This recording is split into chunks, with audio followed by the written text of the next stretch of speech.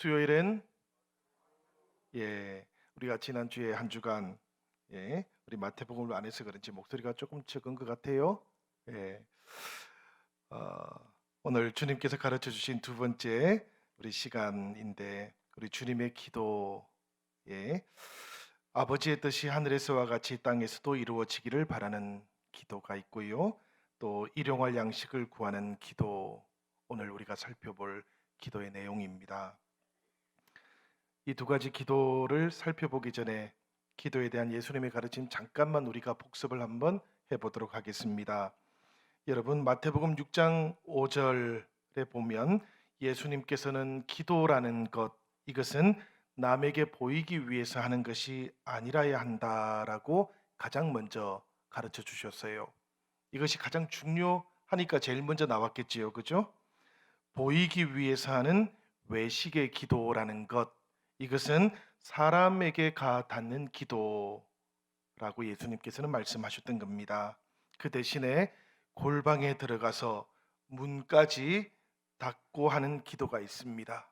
이것은 사실은 완전히 차단된 기도입니다. 그렇지요?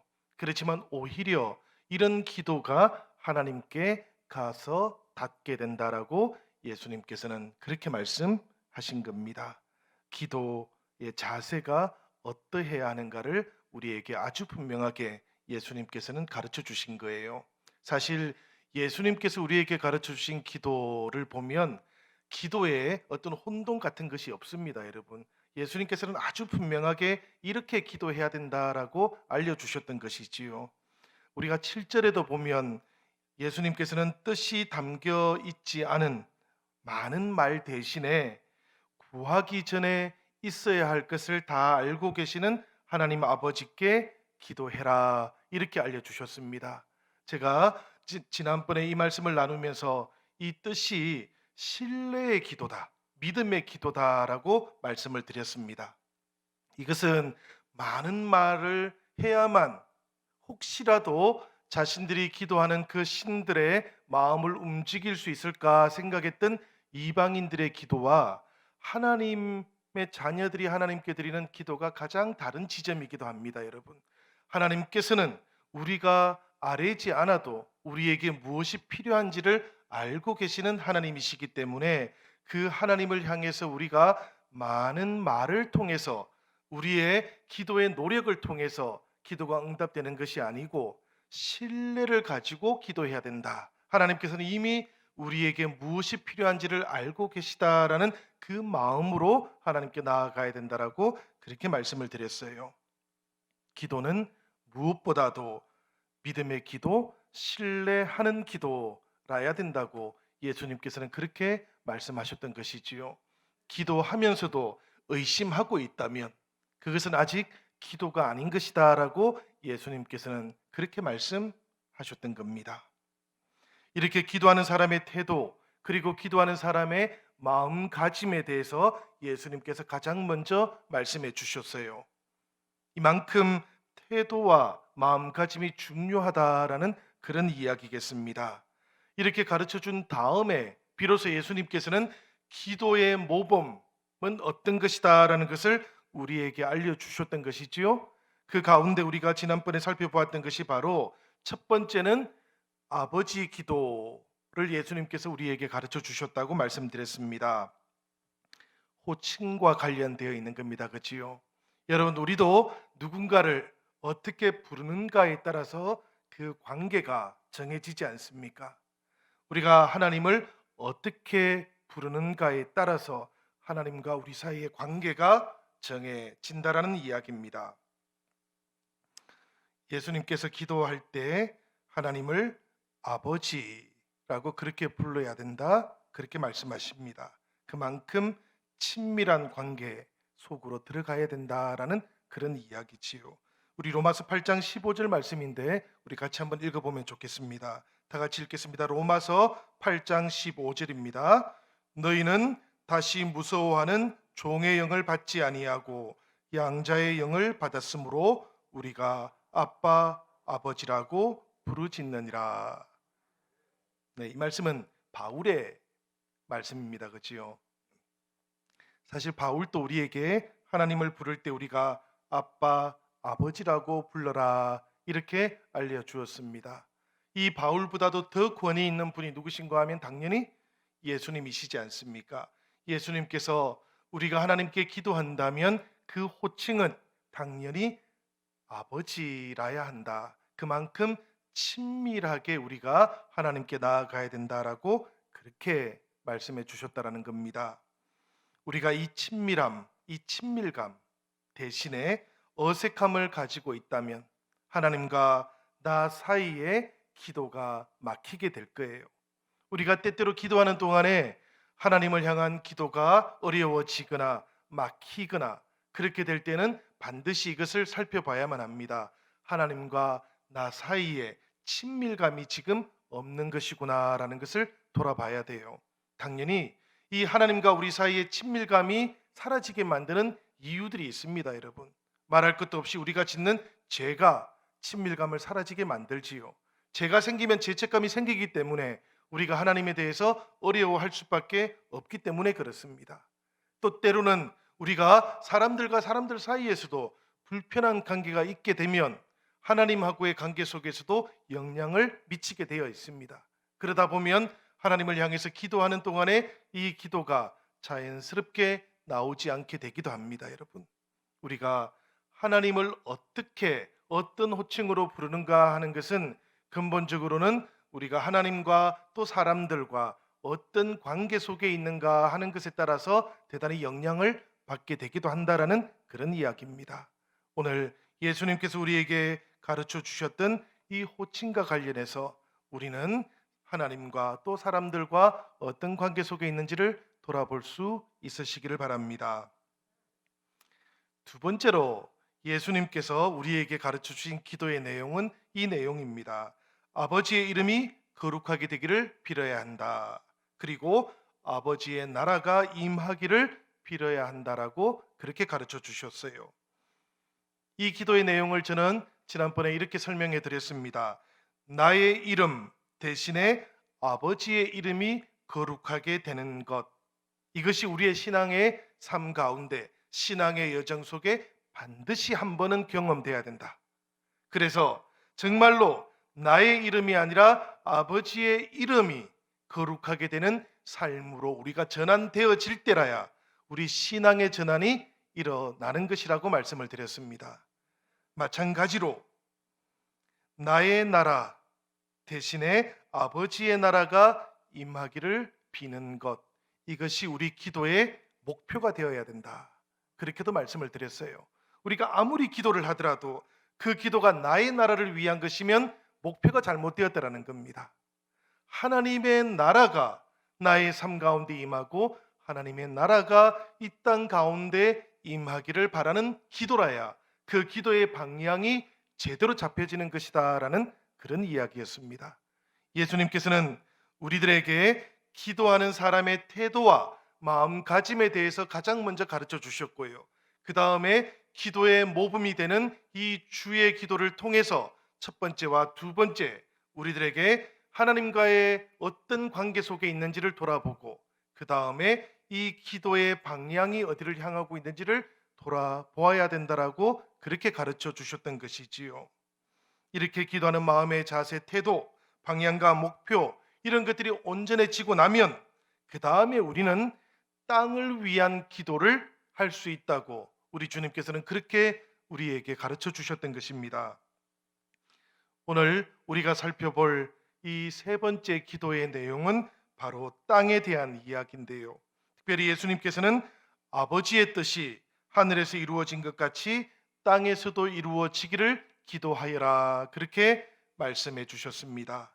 여러분, 아버지의 뜻이 이루어지는 하늘, 이것은 하나님의 영역을 가리키는 거예요. 이 아버지의 뜻이 이루어진 영역은 지금 100% 하나님의 은혜가 다스리고 있는 영역을 가리키는 겁니다. 반대로 하나님의 통치가 온전히 이루어져야 하는 땅의 이야기가 있습니다. 이 땅은 아직 그렇지가 않은 것이지요. 우리가 이 땅에 대해서 곰곰이 생각을 해봐야만 합니다. 예수 그리스도 그분의 십자가와 부활의 승리를 통해서 사탄의 권세가 무너졌습니다. 그래서 이 땅에서 하나님의 은혜의 통치가 이미 시작되었어요. 그렇지만 이 은혜의 통치라는 것은 각 민족과 각 사람들 속에서 구체적으로 받아들여져야 하는 겁니다. 각자의 삶 속에서 받아들여져야 하는 거예요. 그래서 예수 그리스도의 십자가와 부활을 통해서 하나님의 은혜의 통치가 땅에서 시작되었지만 아직까지 땅끝까지 이 복음이 전해지고 있지는 않은 것이지요. 그래서 예수님께서는 기도하실 때에 이 땅도 하늘처럼 되게 하옵소서라고 그렇게 기도하라고 우리에게 가르쳐 주었던 겁니다. 사실 이것이 조금 어렵고 또 애매하기도 합니다. 그지요? 하나님께서는 은혜의 통치를 예수 그리스도를 통해서 이미 이루신 거예요. 예수님께서는 십자가와 부활을 통해서 결정적인 승리를 이미 이루신 것이지요. 그러니까 성경에서는 예수님의 부활을 가리켜서 부활의 첫 열매라고 그렇게 말씀하고 있지 않습니까? 그리고 동시에 말하고 있는 것은 첫 번째가 있다는 것은 두 번째도 있고 세 번째도 있는 것이다라고 그렇게 성경은 우리에게 말씀하고 있는 것이지요. 무슨 이야기인가 하면 하나님의 은혜의 통치가 이미 시작되었다라는 이야기입니다. 이 땅에서도 하나님의 통치는 지금 이루어져 가고 있다라는 거예요.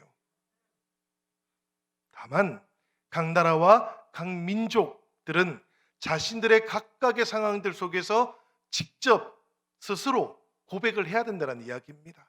그 하나님의 은혜의 통치 속으로 나와야 된다라는 그런 이야기예요. 그래서 우리 그리스도교 신학에서는 이것을 가리켜서 하나님의 나라가 이미 와 있지만 그러나 아직 모든 사람들에게 다 이루어져 있는 것은 아니라고 그렇게 말하는 것이기도 합니다. 성도 여러분, 아버지의 뜻이 하늘에서 이루어진 것처럼 땅에서 이루어지기를 기도하라는 이 말씀의 1차적인 뜻은 바로 이런 의미였어요. 그렇지만 우리는 한 가지를 더 새겨 들을 수 있으면 좋겠습니다. 그것은 바로 땅끝까지 아버지의 뜻이 이루어지기를 기도하는 사람은 자신의 삶 가운데에서도 아버지의 뜻이 이루어지기를 날마다 기도해야 한다라는 겁니다. 이것 빼고요, 땅끝까지 복음이 전해지는 것만 관심을 가지다 보면 하나님의 나라는 때때로 내부로부터 붕괴되는 것을 우리들은 경험합니다. 이미 우리들이 역사를 통해서 그런 것들을 목격하고 있지 않습니까? 이미 복음이 가장 먼저 전해졌던 저 이스라엘이, 그리고 우리 서방 세계들이 오히려 그 내부로부터 복음의 능력들이 점점 더 쇠퇴하는 것을 우리가 목격하고 있지 않습니까? 왜 이런 일이 나타날까 생각해 보면 복음이 땅끝까지 전해져서 하나님의 뜻이 땅끝까지 이루어지는 데는 우리가 관심을 가졌지만, 그러나 정작 땅끝까지 복음이 전해지기를, 그래서 하늘의 뜻이 땅에도 이루어지기를 기도했던 그 사람들이 자신들의 삶 속에서는 온전히 하늘의 뜻이 이루어지기를 기도하지 못했기 때문이다, 이런 생각이 저는 참 많이 듭니다. 우리가 교회로 모여 있고요, 성도로 모여 있기 때문에 더욱더 우리들은 이 두 번째 의미도 우리가 유심히 유의해서 생각해 보아야 될 것 같습니다. 나의 삶 가운데에서 아버지의 뜻이 이루어지는 것, 그것이 바로 하늘의 뜻, 그것이 땅에서도 이루어진다라는 말의 또 다른 의미이기도 하라는 겁니다. 왜 그런가 하면 우리들이 땅끝이라 그런 겁니다, 여러분. 사실은 지리적으로, 물리적으로는 우리가 여러 다른 대륙, 아직까지 복음이 전해지지 않은 곳들, 이런 곳들이 땅끝일 수 있겠습니다만은, 그러나 하나님과 우리 사이의 관계에서 본다면 우리들의 마음이 사실은 땅끝이기도 한 것이지요. 왜냐하면 우리들은 날마다 하나님 앞에서 온전한 것 같지만 온전하지 않기 때문입니다. 때때로 하나님의 뜻 앞에서 우리가 늘 넘어지기도 하기 때문이고요. 우리가 서 있는 것 같으나 넘어져 있는 존재이기도 하기 때문에 그래요. 그래서 늘 우리들은 주님이 오실 때까지 다시 우리들 안에서도 여전히 하늘의 뜻이 땅에서 이루어지기를 바라는 이 기도를 드려야 하는 것입니다. 어떤 분들은 아버지의 뜻을 확실하게 알면 아버지의 뜻을 이루는 삶을 살아갈 수 있을 텐데, 아버지의 뜻을 잘 모르기 때문에 아버지의 뜻이 때때로는 불확실해서, 그래서 그 아버지의 뜻을 이루는 삶을 잘 살아가지 못한다, 이렇게 말씀하시는 분도 있습니다. 혹시 여러분들은 그런 생각을 가져보지 않았는지 모르겠어요. 존 캐버너라는 예수의 사제가 있는데요, 이분이 인도의 캘크타를 한번 방문한 적이 있었습니다. 그 당시에 이 존이라는 분은 자신의 사역 때문에 기도를 하고 있었다 그래요. 그러다가 인도 캘크타에 있던 테레사 수녀를 만났습니다. 그리고는 기도를 부탁했어요. 그때 존은 뭐라고 부탁했는가 하면, 확실하게 알고 그리고 살아갈 수 있도록 기도해 주세요, 이렇게 부탁을 했다 그럽니다. 이 기도 부탁을 받았던 테레사가 존에게 뭐라고 말했는가 하면, 미안하지만 저는 그것을 위해서는 기도할 수가 없겠습니다 라고 대답했답니다. 왜냐하면 테레사 수녀는 존에게 확실한 것은 당신이 추구해야 하는 것이 아니고 오히려 내려놓아야 하는 것이기 때문입니다 라고 그렇게 대답했기 때문이에요. 여러분, 이 테레사 수녀의 대답 속에 참 많은 것들이 담겨 있지 않습니까? 때때로 우리는 확실한 것을 붙잡으면 믿을 수 있겠다라고 생각합니다. 확실하게 알면 우리가 하나님과 더 잘 동행할 수 있을 거라고 생각합니다. 그렇지만 사실은 그렇지 않은 것이지요. 존이 테레사 수녀에게 이렇게 물었다 그럽니다. 제가 볼 때 수녀님은 모든 것을 확실하게 알고 있는 것처럼 느껴졌습니다. 그래서 제가 수녀님처럼 저도 살고 싶어서 그렇게 기도를 부탁했던 겁니다. 그러니까 테레사 수녀가 웃으면서 이 존, 이분도 신부님이시거든요, 에게 이렇게 대답을 한 거예요. 저는 한 번도 확실하게 알고 있었던 적이 없었습니다. 단지 저는 확실하게 신뢰하고 있었을 뿐입니다. 제가 어떤 상황 속에 있다 할지라도, 때로는 잘 모른다 할지라도, 제가 하고 있는 이 일이 때로는 불확실하다고 할지라도 하나님께서 저를 사용해서 하나님의 일을 이루시고 하나님의 뜻을 이 땅에 이루어 줄 것이라고 저는 확실하게 믿고 있을 뿐입니다 라고 그렇게 대답했다 그래요. 여러분, 확실한 지식이 아버지의 뜻을 우리의 삶 속에서 이루는 길일까요? 아니면 확실한 신뢰가 오히려 아버지의 뜻을 우리의 삶 가운데서 이루어가는 더 좋은 방식일까요? 오늘 여러분들도 한번 생각해 보시기를 바랍니다. 아버지의 뜻이 나의 삶 가운데에서 이루어지기 위해서 나에게 정말로 필요한 것은 아버지의 뜻에 대한 확실한 지식과 정보일까, 아니면 아버지에 대한 확실한 신뢰일까를 생각해 보시기를 바랍니다. 아버지의 뜻이 하늘에서 이루어진 것처럼 땅에서도 이루어지기를 기도하라고 말씀하신 다음에 우리 주님께서는 이제 우리들에게 너희들 자신을 위한 첫 번째 간구를 해도 좋다고 그렇게 말씀하셨어요. 그게 바로 오늘 일용할 양식을 위한 기도였습니다. 여러분, 이 기도를 할 때 우리가 종종 잘못 기도하는 부분이 있었어요. 지금은 수정이 되었습니다마는 예전에는 오늘 우리에게 일용할 양식을 주소서라고 기도하는 대신에 오늘날 우리에게 일용할 양식을 주옵소서라고 그렇게 우리가 기도해 왔었습니다. 이 오늘날이라는 말 때문에 사람들은 조금 이 기도를 오해했던 적도 있었습니다. 대체적으로 요즘 추세를 따라서 뭐 이런 의미의 뉘앙스를 가졌던 것이지요. 그렇지만 사실 이 기도의 본래 내용은 이 한나를 위한 일용할 양식을 주시옵소서라는 뜻입니다. 그것이 오늘이라는 뜻이지요. 당연히 이 기도는 저 옛날 광야에서 만나를 하나님으로부터 얻었던 이스라엘 백성들의 경험과 관련되어 있는 겁니다. 여러분, 이 한날 오늘을 위한 양식을 구하는 이 기도를 우리가 생각해 봅시다. 왜 이렇게 구하는 기도를 하라고 주님께서 우리에게 기도를 가르쳐 주셨을까? 하나님께서 우리가 무엇을 구하고 있는지 알지 못하기 때문에 우리가 알려줄 필요가 있어서 그랬을까? 혹은 필요한 줄은 하나님께서 아시지만 주시지 않으니까 하나님의 마음을 바꾸기 위해서 때를 쓰는 강구를 해야 되는 것일까? 이런 것은 아니지 않겠습니까, 여러분? 예수님께서 우리에게 기도를 가르쳐 주셨을 때 이렇게 기도하라고 가르쳐 주신 것은 당연히 아닙니다. 간구한다는 것은 그런 뜻이 아니라는 이야기예요, 여러분. 우리에게 어떤 것들이 필요하다 할지라도 하나님께 간구할 때 우리가 그런 마음으로 하나님께 기도해서는 안 된다라는 이야기입니다. 왜 그런가 하면 하나님께서는 우리에게 무엇이 필요한지를 다 아시는 분이시기 때문에 그래요. 이게 대전제입니다, 여러분. 기도에서 대전제는 하나님께서 우리가 필요한 것을 이미 다 알고 계시다라는 겁니다.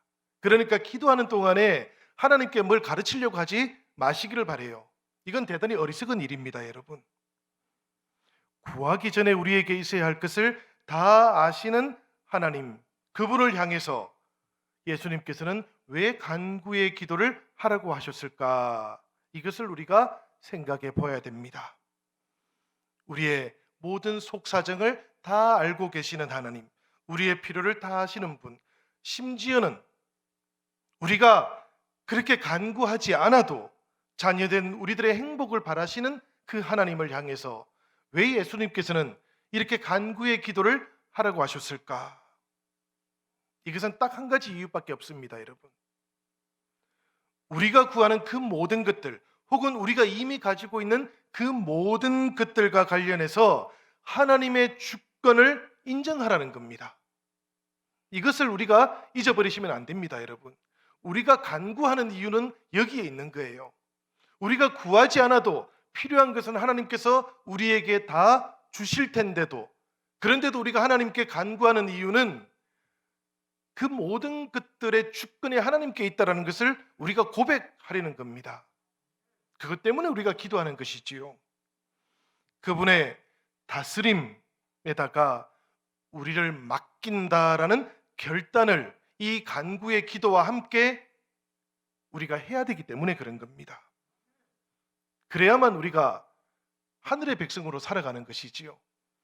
이 하나님의 주권을 인정하지 않으면, 그런 기도를 할 줄 모르면 내가 필요한 것들만 하나님께 구하는 그런 기도를 하고 있으면 우리는 하나님께 기도하는 것 같지만 사실은 땅의 백성으로 살아가는 겁니다. 숨쉬고 잠자는 아주 작은 것, 우리 일상의 가장 기본적인 것에서부터 큰 질병이 완치되는 그 모든 과정들에 이르기까지 나에게 일어나는 그 모든 일들이 다 하나님의 다스림 아래에 있다고 고백하면서 살아가라고 예수님께서는 이 기도를 우리에게 가르쳐 주셨던 거예요. 여러분, 여러분들의 집에 냉장고가 있지 않습니까? 제가 이 말씀을 읽을 때마다 늘 생각하는 겁니다. 저희 집에도 냉장고에 먹을 것이 가득합니다. 오늘 일용할 양식을 위해서 그렇다면 우리는 기도하지 않아도 되는 것일까요? 어떻게들 생각하십니까, 여러분? 아무리 먹을 음식이 쌓여 있다고 할지라도 그것은 다 하나님께서 공급해 주신 것 아닙니까? 그러니까 오늘 우리에게 일용할 양식을 주시고라고 우리는 기도하는 것이고요. 그 양식들이 하나님께서 주신 것이라는 것을 인정하고 내 삶이 오직 하나님께만 속해 있습니다라고 그렇게 고백하는 기도가 우리가 아무리 많은 것을 가지고 있다 할지라도 여전히 하나님께 드려져야 된다라는 그런 이야기입니다. 여러분, 일용할 양식을 구하는 이 기도를 우리가 진지하게 한번 해보시기를 바라요. 내가 아무리 많은 것을 가지고 있다고 할지라도 이 기도를 할 줄 모르면 모든 것을 가지고 있어도 아무것도 가지고 있지 못한 사람이 되고 말기 때문입니다. 광야의 백성들이 그 들판에 아주 많은 만나가 내려와 있던 것을 보았지 않습니까? 그 가운데 어떤 사람들은 하나님의 주권 대신에 자신의 계산을 개입시켰습니다. 그리고는 내일 먹을 것까지도 가지고 왔습니다. 그들이 경험했던 것이 하나님의 은총과 감격이었습니까? 아니면 은총과 감격으로 주어졌던 그 만나가 자신들의 광에서 썩어가는 것을 목격하게 되었습니까? 우리가 이 출애굽기의 말씀을 통해서 너무나 분명하게 경험하고 알았던 것은 바로 하나님의 주권을 인정하지 않는 그곳에서는 아무리 많은 것을 가지고 있다 할지라도 그것이 아무것도 아니게 될 수 있다라는 그런 교훈이었지 않습니까? 예수님께서 우리에게 이 일용할 양식에 대한 기도를 가르쳐 준 이유가 바로 여기에 있는 거예요. 우리가 이 기도를 하지 않는다고 해서 하나님께서 우리에게 일용할 양식을 주지 않으시는 게 아닙니다, 여러분. 그러나 아무리 많이 있다고 할지라도 하나님을 향해서 하나님, 이 모든 것들이 하나님의 것이고 이 모든 것들이 있다 할지라도 하나님이 계시지 않으면 저는 아무것도 아니고 살아갈 수 없습니다라고 고백할 수 있기를 우리 주님께서는 바라셨던 것이지요. 이것이 하나님의 백성으로 살아가는 길이라고 그렇게 알려주셨던 겁니다. 일용할 양식을 위한 이 기도를 예수님께서 우리에게 가르쳐 주셨을 때 오늘 나에게 일용할 양식을 주소서라고 그렇게 가르쳐 주신 것이 아니고 오늘 우리에게 일용할 양식을 주시고라고 가르쳐 주셨다는 것, 이것을 교회는 아주 옛날부터 주목해 왔습니다. 왜냐하면 이 우리라는 말에 예수님께서 아주 강조하신 내용이 있다고 생각했기 때문이에요. 만일에 예수님께서 우리들에게 오늘 나에게 일용할 양식을 주시고라고 그렇게 기도하여라 이렇게 가르치셨다면 우리들은 나와 나의 가족들의 먹을 양식만 구하면 될 것이었습니다. 그런데 예수님께서는 오늘 우리에게 일용할 양식을 주소서라고 그렇게 기도를 가르쳐 주셨습니다. 그래서 교회는 일용할 양식이 없는 사람들이 있는지를 잘 살피는 그런 의무를 가지게 된 겁니다. 예수님께서 우리에게 이 기도를 가르쳐 주셨을 때 바로 그렇게 사랑을 통해서 이웃을 돌보고 살피고 또 기도하는 가운데 우리가 오직 나와 하나님과의 관계만이 아니라 이웃들의 관계도 생각하라고 그렇게 가르쳐 주셨다는 이야기예요. 지금 코로나19로 인해서 온 세계가 어려움을 겪고 있지 않습니까? 그렇지만 여러분, 지금도 여전히 인류의 생명을 가장 많이 앗아가고 있는 질병이 뭔가 하면 기아의 질병입니다. 아직도 비교가 안 됩니다, 여러분. 굶주려 죽는 사람의 숫자가 에이즈와 말라리아 그리고 결핵으로 죽는 사람들의 모든 숫자들보다 여전히 더 많습니다. 어떤 통계들을 보면 세계 인구 7명 가운데 한 사람은 저녁을 굶어야 합니다. 세상에서 가장 잘 사는 동네가 어딜까요, 여러분? 뉴욕일까요? 저는 서울도 못지않은 것 같습니다. 그런데 이렇게 잘 사는 동네에도 굶어 죽는 사람들이 있습니다, 여러분. 우리가 주님께서 우리에게 가르치신 우리에게 오늘 일용할 양식을 주옵소서라고 기도하는 동안에 나만 바라보는 것이 아니고 내 가족들만 바라보는 것이 아니고 주변을 살펴야 되는 이유이기도 합니다. 이 기도, 오늘 우리에게 일용할 양식을 주시고 라는 이 기도는 그렇기 때문에 우리 인류의 아주 절박한 기도이기도 한 겁니다, 여러분. 우리가 먹을 것이 많기 때문에 오늘 우리에게 일용할 양식을 주시고라는 기도는 조금 빼먹어도 될 것 같지만 사실 그렇지 않다는 이야기입니다. 우리가 주님의 가르쳐주신 이 기도를 곰곰이 한번 생각해 보시기를 바라요.